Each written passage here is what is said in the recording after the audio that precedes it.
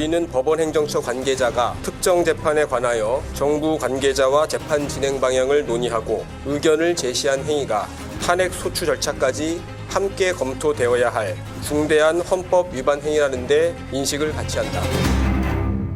예, 전국 3천여 명의 법관, 3천여 명의 판사를 대표하는 모임이죠. 전국 법관 대표회의가 양승태 전 대법원장 시절 사법농단에 연루된 그 현직 법관들을 탄핵해야 된다는 결론을 내렸습니다. 앞서도 저희가 설명을 다 드렸습니다만 사실은 이런 결론이 나올까?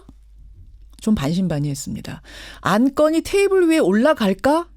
이것조차도 반신반의했는데 1시간 만에 안건 올라갔고요. 안건이 테이블에 올라간 지 3시간 만에 결론이 났습니다. 이 정도면 빠른 거죠, 박 의원님. 예상을 넘어서는 것이죠. 사실 예. 방금 말씀하신 것처럼 안건으로 올라갈까? 예. 안건으로 올라가더라도 가결될까? 예. 거기에 대해서 회의적인 시각이 많았거든요. 그렇죠. 네. 예, 잠깐만 기다리세요. 예, 그렇게 속전속결 판사들이 생각보다 한마음이 돼서 현직 판사 중에 문제 있는 판사들, 사법농단 연루된 판사들 탄핵하자라고 의결을 했습니다. 결의안을 냈습니다. 아니요. 이거는 근데 조금 더 다른 문제입니다. 그러니까 이게 어떤 법적인 구속력을 가지는 결의안이냐 그건 아니고 의견서 정도를 냈더라고요. 들으시면서 아니 뭐 결의안하고 의견서가 뭐가 달라? 이런 말씀 하실 거예요. 궁금하실 거예요. 또 국회는 과연 이 의견에 대해 어떤 제스처를 취할까? 이것도 궁금하실 겁니다. 현실적으로 가능한 문제냐? 이것도 궁금하실 거예요. 국회가 법관 탄핵을 본격적으로 논의해야 된다라고 주장해온 분이죠. 더불어민주당 박주민 의원 정식으로 인사드립니다. 어서 오십시오. 예, 안녕하십니까. 됐네요, 진짜로 법관회의에서. 일단 어제 그 법관회의란 것이 전국 판사들을 대표하는 곳이라고 봐도 되는 겁니까? 네, 사실 이것은 그 법원행정처에서 구성안을 짜가지고 구성하도록 한 곳입니다. 근데 아까 말씀하셨던 것처럼 이 결정을 하면은 어떤 법적 효력이 생기는 건 아니고요. 예. 대법원장에 대한 자문기구적 성격이기 때문에 권고안의 성격을 가진다 이렇게 보시면 될 것 같습니다. 권고안. 네. 여기서 모아진 의견을 김명수 대법원장한테 올리는 거예요. 네, 전자문서 형태로 어제 보낸 것으로 알고 있습니다. 예. 네. 조금 더 구체적으로 어제 그 과정을 설명을 드리면 제자구현 119명 가운데 114명이 참석했고 그 가운데 105명이 표결에 참여했고 그중 절반 이상이 동의를 한 거예요. 맞습니다. 예. 예. 이 결론이 주는 의미 뭐라고 보십니까? 아까 말씀드렸던 것처럼 법관들이 현재 사법농단이라는 그 상황을 굉장히 엄하게 중하게 보고 있다. 예. 특히 이제 위헌적인 상황이었다라고 보고 있다라는 점이 드러난 것이고요. 예. 두 번째는 그 최근에 이제 대법원은 오히려 이 사법농단 해결에 관련돼서 굉장히 소극적이고 방어적인 자세를 보였었거든요. 그렇죠. 특히 제가 발의했던 특별재판부법에 대해서 위헌적이다 막 이런 의견을 이례적으로 법원에 배포하기도 하고요.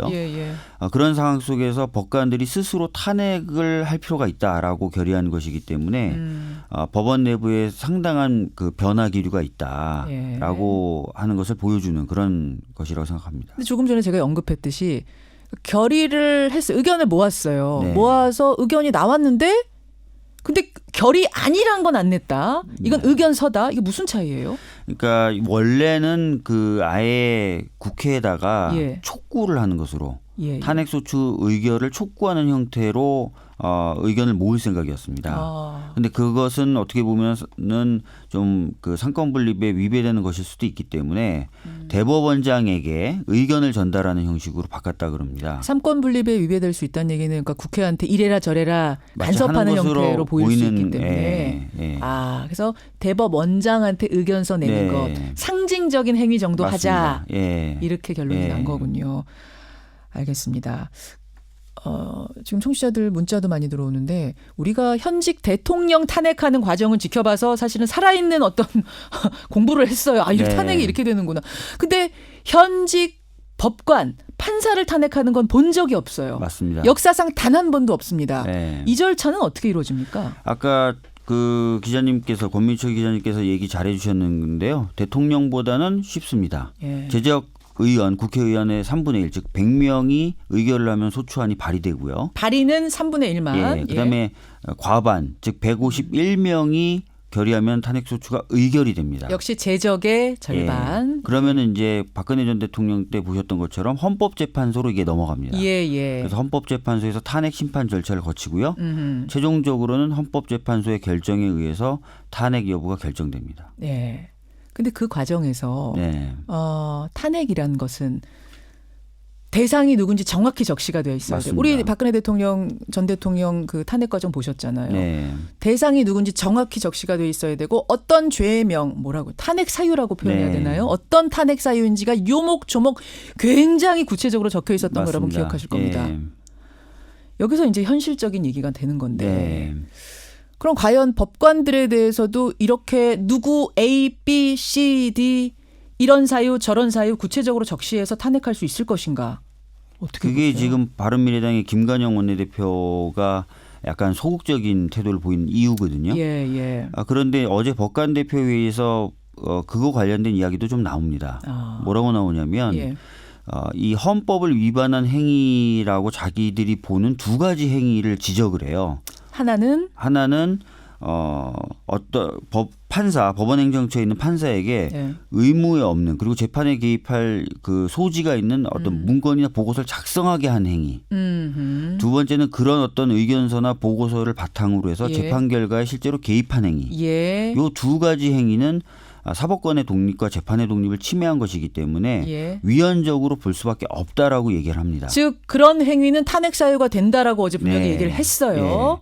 그리고 그런 행위는 사실은 이번에 대법원에서 공개했던 법원행정처가 작성했던 문건에 명시가 다 돼 있어요. 사람 이름이나 작성자나 이런 경우가. 그렇기 때문에 이런 부분에 있어서는 어느 정도 그 대상이 그리고 대상 행위가 분명해진다라고 볼 수 있고요.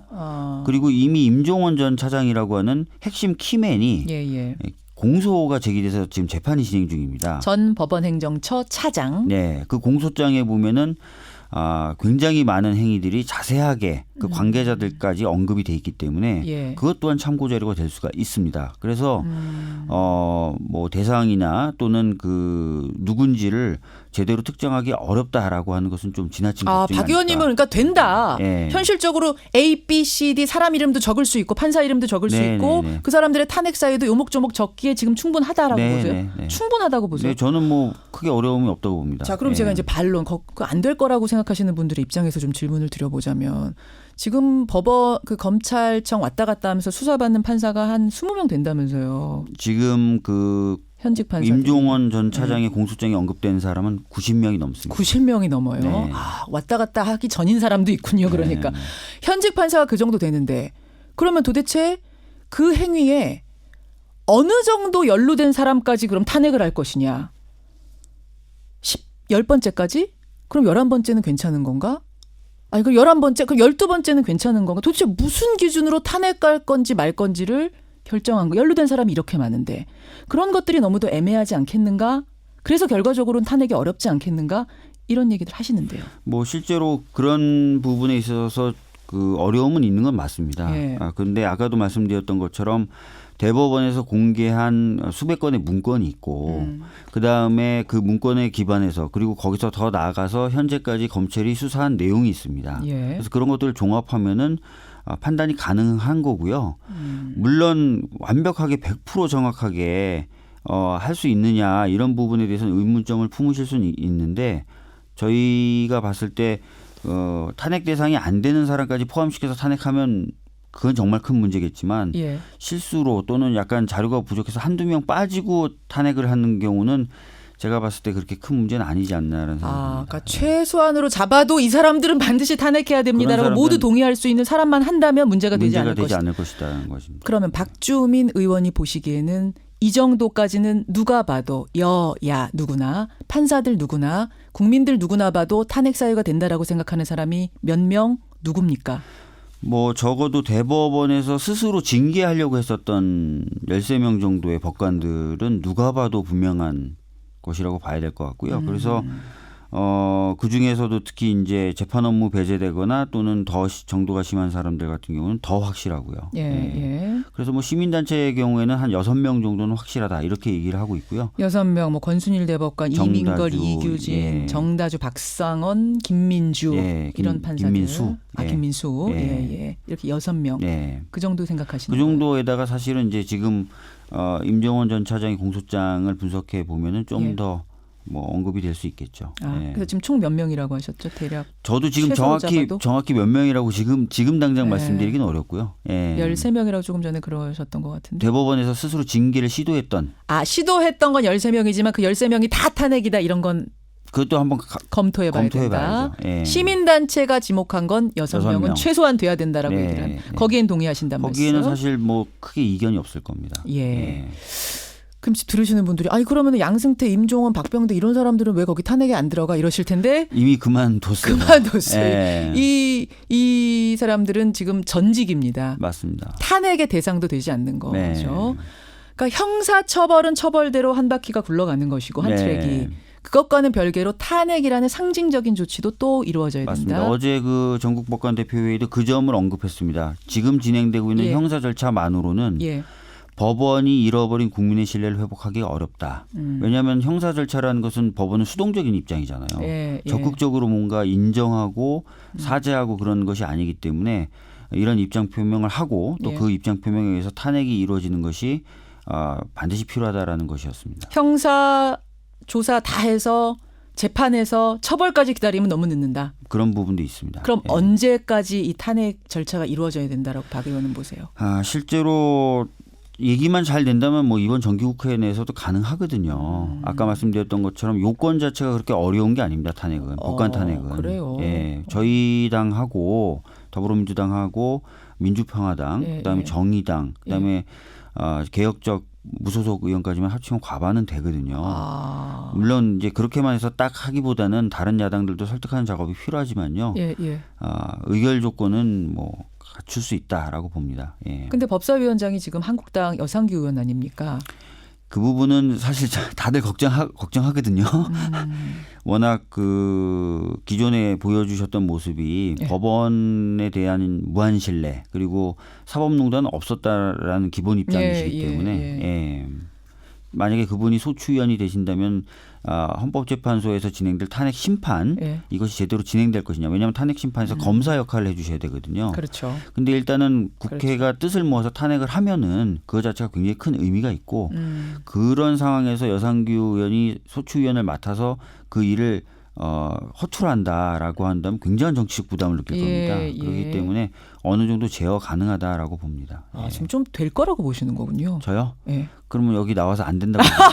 그러니까 희망은 당연히 될 거라고 생각하시는 분인 줄은 제가 아는데 진짜 냉정하게 현실적으로 분위기 지금 국회 분위기. 저는 그렇게 사실은 희망적으로 보지 않아요. 어제 분위기가. 보도에는 이렇게 돼 있었습니다. 어떤 보도에는 뭐 민주평화당과 정의당은 적극적이나 뭐 더불어민주당은 지켜보자는 입장이다. 이렇게 나왔는데 아닙니다. 어제 아니에요. 밤에 제가 이제 그 원내대표나 분들하고 좀 얘기를 나눴고 적극적으로 좀 가야 되겠다라는 마음을 모았어요. 그래요. 당론으로 전체가 그렇게 투표할 수 있다. 저희들은 어제 뭐 원내대표님은 아마 오늘 발언을 하실 거고 어제 대변인 말로도 굉장히 환영하는 멘트가 나왔죠. 알겠습니다. 여기까지 박 의원과 함께 어제의 그 판사들 회의의 결론 요모조모 궁금한 점들 짚어봤습니다. 박 의원님 고맙습니다. 감사합니다. 박주민 의원이었습니다.